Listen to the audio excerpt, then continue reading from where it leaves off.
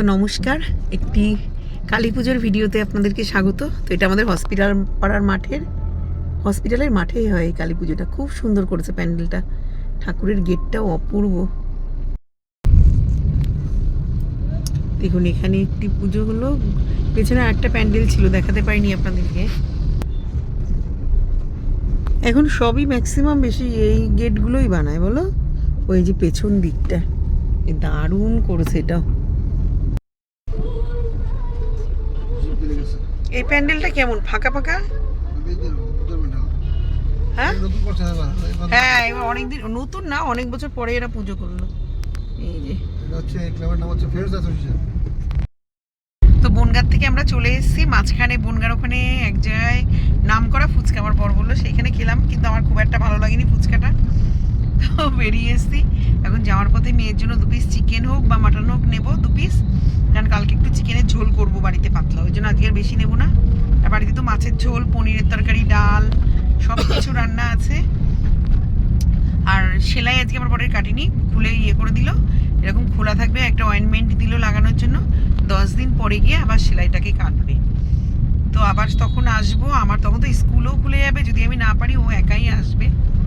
আর আগামীকাল তো আমরা হয়তো সন্ধ্যাবেলা ছোট মাসির বাড়ি চলে যাবো ভাইফোঁটার জন্য। তো চলুন দেখাচ্ছি, আমরা এখন চাঁদপাড়াতে। সকালে বাড়ি চলে গেছে।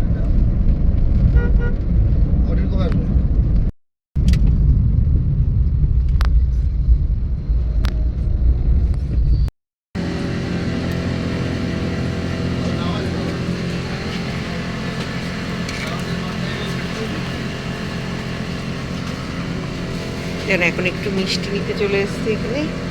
আর এই যে নিয়ে হাতে দই, মিষ্টি, আর মেয়ের জন্য মাটন মিত্র। তো চলুন দেখাই আপনাদেরকে দুপুরের রান্না খাওয়া, তো দেখাতেই পারলাম না। ডাক্তারখানা থেকে এসে স্নান করলো, প্রচুর খিদে পেয়েছিল, তাড়াতাড়ি খেয়ে নিয়েছি। তো দেখাই, কালুদের গাছের থেকে 2টো কদবেল দিয়ে গেছিলো, এইটা আর এইটা। একটা পুরো পাকা, গাছ পাকা, আর এটা দেখলাম একটু কাঁচা রয়েছে, রেখে দিলে 2-1 দিনে পেকে যাবে, তাও ফাটিয়ে ফেলেছি, না ফাটালেই ভালো হতো। আর আমার শ্বশুর সকালে কিনেছিল, ওইখানেও এই একটা পাকা ছিল, এটাও পাকা ছিল, কিন্তু এটা এখনও মানে কালো হয়নি। সেই কদবেলগুলোকে এখন মাখবো। আর কালুদের গাছের কদবেলগুলো ভীষণ মিষ্টি, কালকে 2টো মেখে খেয়েছি। তো এটা 1 দিন 2 দিন থাক, তারপরে আবার এটাকে মাখবো। এখানটা ফাটিয়ে ফেলেছিলাম, তো দেখলাম কদবেলটা সাদা থাক। এরকম খেয়েছি হচ্ছে পনিরের তরকারি করেছিলাম ফুলকপি আলু দিয়ে কালকের, সেটা অনেকটা ছিল। আর নিচে মাকে ডাল করে দিয়েছিলাম, ডাল আর আনিনি। আর এখান দিয়ে জ্যান্ত রুই মাছ রেখেছিল, একটু বড় মাছের থেকে খানিকটা কাটিয়ে রেখেছিল।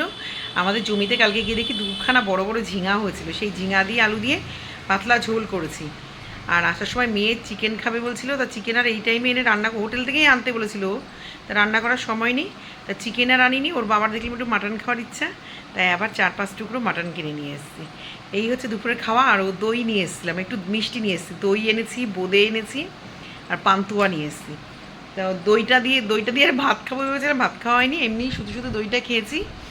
তো চলুন, আজকে আর ডাব পেলাম না ভালো, এমনি সাইকেলে নিয়ে বিক্রি হচ্ছিলো ভ্যানে ট্যানে, কিন্তু আমরা যার কাছ থেকে নিই সেই দোকানটা বন্ধ হয়ে গেছে আসার সময় দেখলাম, যার জন্য ডাবও কেনা হয়নি।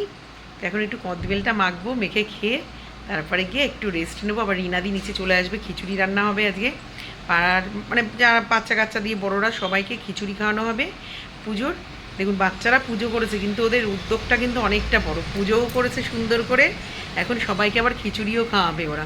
তো রিনাদি আসবে, 3 থেকে 4 কড়াই মনে হয় খিচুড়ি হবে, 3 কড়াই তো হবেই, লাগলে হয়তো 4 কড়াইও খিচুড়ি হবে। লেবু পাতা নিচে রয়েছে, গন্ধরাজ লেবু পাতা, এখন আর দেবো না, এখন লবণ আর চিনি দিয়ে আর লঙ্কা দিয়ে মাখবো, কাঁচা লঙ্কা। আমি তো মিষ্টি মিষ্টি খাই, আমি টক খেতে পারি না। একটা কাঁচা লঙ্কা দেবো, একটু চিনি দেবো।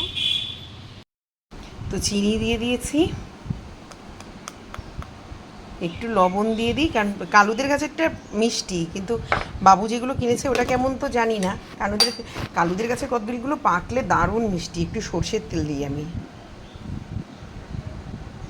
আসার সময় তো বনগাঁ থেকে আমার বর একটু ফুচকা খাওয়ালো, বাবা লোকটা যে অজস্র লঙ্কা দেয়, আমার বিশ্বাস করুন, সবাই বলে ভালো ভালো, আমার একটুও ভালো লাগেনি। এই যে 2টো কাঁচা লঙ্কা নিয়ে নিয়েছি।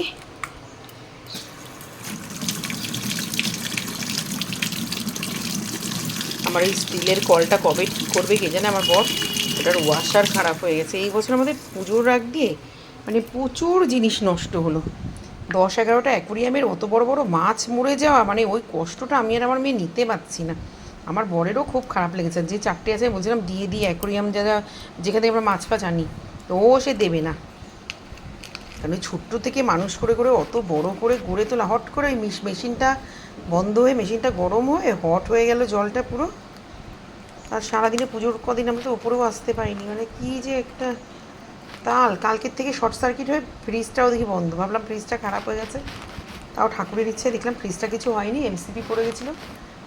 ওই এক দাদা উঠেছিল ছাদে লাইট ঠিক করতে, তখন মনে হয় কিছু একটা শর্ট সার্কিট হয়ে গেছে। তো এইভাবেই খেয়ে নিয়েছি। আমি চিনিটা দিয়ে যাবো পুরো মেখে, পুরো গলে চিনিটা মেল্ট হয়ে থাকবে একদম।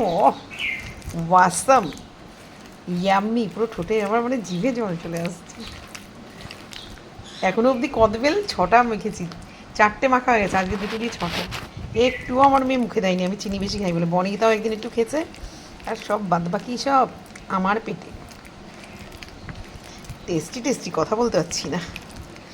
চলুন আগে একটু খেয়ে নিই। এর মাখা থাকবে, বিকেলে খাবো। এটা পুরো জলে একদম মাখো মাখো হয়ে থাকবে, পুরো চিনি চিনি গলে লবণ টবণ ইয়ে হয়ে। আর শীতকালের দুপুরে কদবেল, ইয়াম্মি।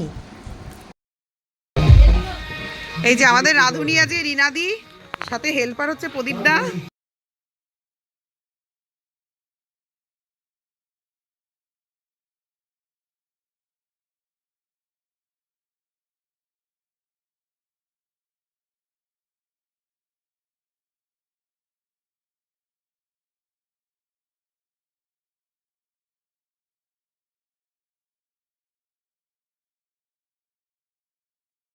খানিকটা আলু কাটা হলো। এইবার চ্যাগাদা এসছে, চ্যাগাদা রাঁধুনি। চ্যাগাদা এখন নাড়ছে। ওটার মধ্যে কি সিদ্ধ হচ্ছে? ও, ওটাই আলু সিদ্ধ করছে।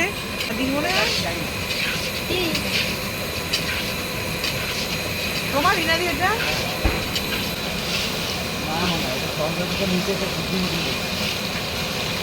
হাতে লাগছে বলো?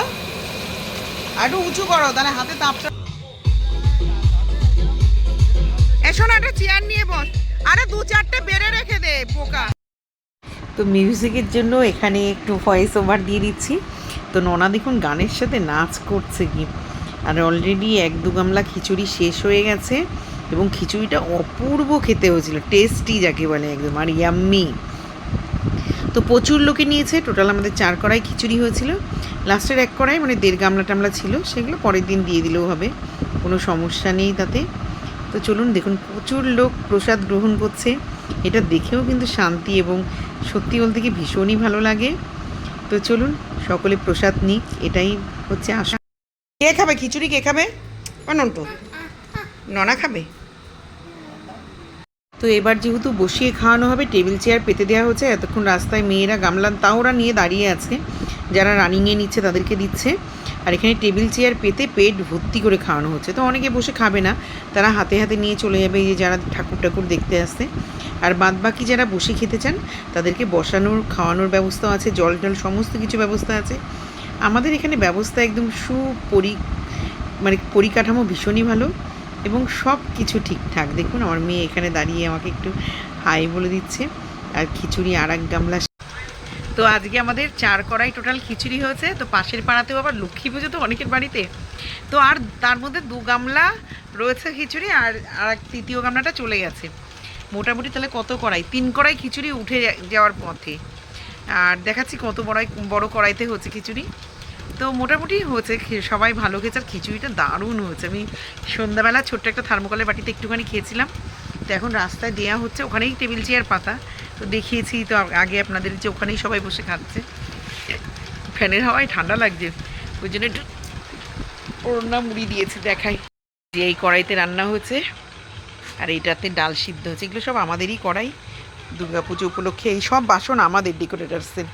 আমার বরের ওই ভাড়া করা সবাই ইউজ করে, ওগুলো পছন্দ না, তাই আমাদের মোটামুটি ডেকোরেটার্সের বাসন পুজোর জন্য সবই কেনা হয়ে গেছে।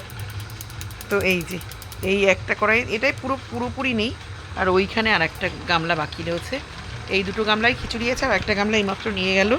তা আমি এখানে ওই পাহারা দিচ্ছি। কুকুর আমাদের বাড়িতে প্রচুর থাকে, তো উঠানে যে কেউ এসে আমার মুখ টুক না দেয়, ওই জন্য। তো চলুন।